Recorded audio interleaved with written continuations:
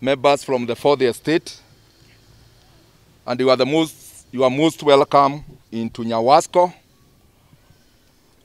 We know you as friends to NYEWASCO because majority of you are our customers, and you are all aware that the water that you have been taking is the best water in Kenya. And we have gone further to have a name in the rest of the world. Why I'm saying this is for 12 years running, we have given Nyerians sufficient water, clean water, whereby you cannot go buying water around this town. You just need to get a glass and go to the tap. You get the best water. If you go to any water service provider in this nation, they will ever tell you that they have been making benchmarkings year in, year out with NYEWASCO because it's the best water provider. Therefore, ladies and gentlemen, we have heard of agitation from the customers, from our clients. And in any democratic country, in any democratic space, you are allowed to do that. If you want to be given a kind of satisfaction, or you need to be given a satisfactory answer toward any given issue. So therefore, Patrick Karega Monohe speaking is the chairman of the board of directors. And with me, we have the technical manager, and if you check on his size, he qualified to be the technical manager, Engineer Gojiri. We have the commercial manager, Mr. Francis Kiora, and you know with the water and the frogs, they go together. That's why in our Chinese language, Kiora is a frog, and he is our commercial manager. In the far end, we have our legal officer, Madam Kesia. Because we have issues, whenever we have any issue to do with the law, we always consult her. And just because most of you, I think you are engaged across, because I understand this county, we have been having visitors, some political, others tourists. I think the county is becoming of importance. So as we were trying to call our information and Madam, so she was telling me you are a bit committed. So ladies and gentlemen, this is what we agreed today. Ladies and gentlemen, I speak to you with regard to the implementation of the review tariff by Nyeri Water and Sanitation Company. We have noted with concern the outcry by the customers of NYEWASCO on the reviewed tariff. First and foremost, I would like to note that in the recently released impact report, a performance report of Kenya Water Service Sector report, NYEWASCO had maintained the award for Best Water Service Provider for the 13 consecutive years. This success has been possible with the support of Nyeri County Government, the board, and the customers over the years. Importantly, all water companies are regulated at the national level by the Water Service Regulation Board, namely the WASLEB, which is mandated to, among other set tariffs based on a balance of sustainability of the companies and the affordability of water across board, and also in keeping with the national standards. To be clear, the issue of tariff is not set by the company. neither is it regulated by the county government. The mandate falls to the Water Service Regulatory Board. However, concurrence from the county government must be sought. In keeping with the WASLOB regulation, NYEWASCO went through the process of tariff review by WASLOB, and the tariff was approved and gazetted for implementation in April 2021. It is my understanding that WASLOB has been deliberately reviewing tariff to favor the low-income household. NYEWASCO is not any different since the implementation of the tariff. 50.8% of residents of Nyeri town sub-county who are classified as low income have benefited with an 11% and 24% decrease in water prices for an seaward and the seaward connection respectively. It has come to the attention of the management and the board of NYEWASCO that the customers of NYEWASCO have some grievances with the new tariff. It is imperative that water service provision be efficient, affordable, economical, and sustainable, with corresponding duty to the customer to pay reasonable charges in accordance to the approved tariff. We are also cognizant that NYEWASCO customers, like the rest of Kenya, are still affected by the effect of COVID-19, more so from the economic front, and there is need to continue to caution Wajiko from any further adverse effect.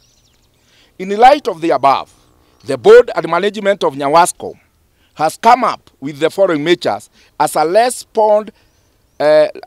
rapid response initiative to alleviate the current situation.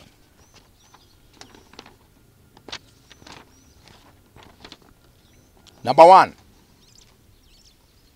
the company has ceased disconnection of water supply to domestic customers with immediate effect, and instead will deploy relationship management approaches for debt recovery. Number two, we are to continue from number one. On review of the tariff, NYEWASCO will engage with WASLOB, the county government, with a view to strike an equitable balance to ensure all customers' categories are taken care of. Number two, NYEWASCO will look into its communication channels to ensure seamless updates and the bill's communication to its customers, including a detailed breakdown of the bill. Notably, the bill includes refuse fees collected on behalf of the county government and does not, strictly speaking, form part of the water bill. Number three, NYEWASCO will carry out extensive customer outreach with a view to resolve all pending customer issues within 1 month. Number four, NYEWASCO will implement 24/7 customer care service with immediate effect in order to better serve the people of Nyeri. Number five, NYEWASCO will utilize its corporate social responsibility budget to caution the less fortunate residents in their service area, including provision of water points in high traffic areas to help in the continued fight against the spread of COVID-19. Number six, it is important to note the company has requested for approval to waive outstanding bill accumulated during the COVID-19 period, March 2020 to June 2021, to further caution the residents in Nyeri. The board of Nyeri is working closely with the county government to resolve the issue and will continue to do so until final and amicable conclusion is reached. Written by the board chair NYEWASCO on 26th October 2021. Patrick Karigamonoe. One thing before we answer that one, because it's a bit technical. We all know where we were as from March 31st, 2020, because of the COVID-19 issue. And I should also inform you that if there were peoples who are affected, you are all aware is NYEWASCO, knowing very well that we lost one of us. Former manager CPA Gechaga was among the very people who passed on because of this deadly disease. And for that reason, we had to break and we had to go in shift, meaning that even when it comes to debt correction, we were not doing it seriously because some of our members had already left because of the Ministry of Health protocols. That one alone, you know, it was a challenge to us. But when we come to factor the figures, I'll now maybe invite our MD to give us the figures as you have asked. Karibu. Once again, karibuni, NYEWASCO. We are here to serve you, or we are here to offer excellent service delivery to wananchi of Nyeri residents.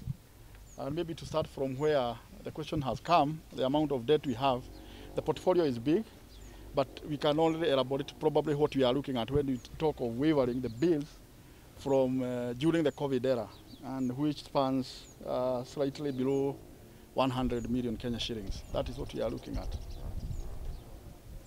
So, MD, do you think that by the mere fact that you resort to... That is what we are looking at, but again, we have elaborated, the chairman has elaborated the way forward, because we are going to engage with WASREB and the county government. And I think the waiver is for the period when we are going to engage. Otherwise, no more disconnections shall resume once we have been able to sort the issues at hand and every customer is happy. It is a right of our customer, and we encourage them that they pay their bills to ensure that at least the company remains sustainable. When you talk of a bill of about 100 million, that is not easy money because it's not cheap. It is not little money considering the kind of services we are offering to the Nyerians. How much are you budgeting for SCR? And also when you say 24/7 services, do you mean customer can call anytime or any day? For the CSR, what we are doing, we always budget for each and every year. And those are normal expenditure to support the institutions within our service area, to support equally those who are underprivileged in the community. So that is not much. I may not be able to give an exact figure, but we cushion them through even when you have the institutions like primary schools and such, we cater for them, we buy them tanks and such.